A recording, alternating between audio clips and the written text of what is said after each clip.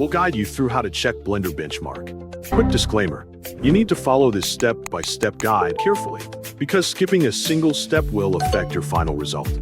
If this guide helpful, don't forget to like and subscribe. First, don't forget to comment if you still need our help or want to ask something, and we will reach you as soon as possible.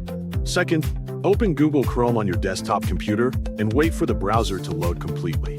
Once Chrome is open, click on the search bar located at the top of the window. Type Blender Open Data into the search bar and carefully check that the words are entered correctly. After typing the search term, press the Enter key on your keyboard to proceed to the search results page. When the results appear, look for the first result listed and click on it to open the Blender Open Data website.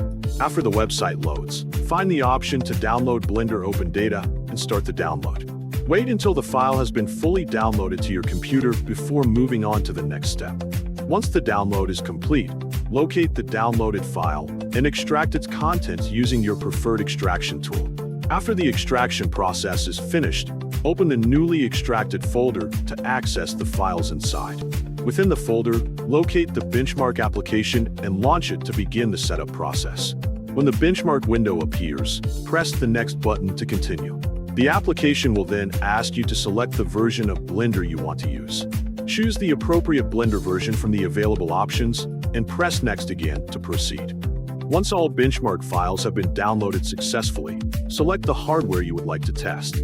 You can choose either the CPU or the GPU, depending on which component you want to benchmark. After making your selection, start the benchmark and wait patiently while the test runs.